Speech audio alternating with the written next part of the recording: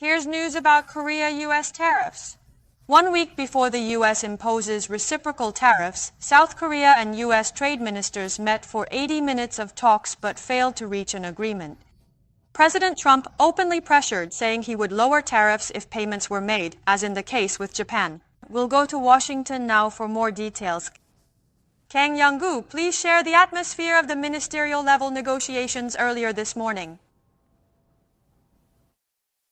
Yes, this negotiation was a minister-level meeting held immediately after the sudden cancellation of the originally planned 2+2 high-level talks.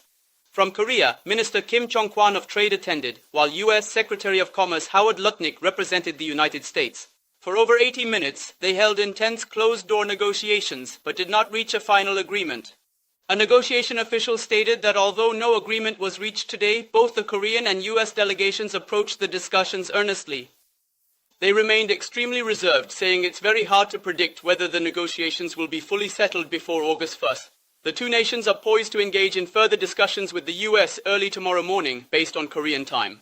Which areas currently show the biggest gaps between the two sides in the negotiations? The key seems to be the amount of investment in the U.S. Currently, the U.S. is setting the investment amount as a condition for tariff adjustments, particularly steering investments into industries that are strategically important for the country. However, our government is reportedly preparing around $10 billion in investment, while major foreign media analyses suggest that the U.S. is expecting investment worth about $40 billion. The negotiation gap between South Korea and the U.S. is the investment difference. Let's listen to President Trump's remarks. Japan is putting up $550 billion in order to lower their tariffs a little bit. That way they have a little bit lower tariff. And they also opened their country to free trade. Meanwhile, in a U.S. media interview, Secretary of Commerce Lutnick suggested that South Korea likely reacted with frustration watching Japan's trade deal, hinting at using the competitive dynamic between South Korea and Japan.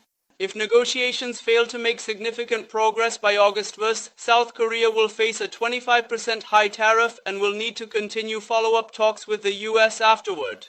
This has been your report from Washington.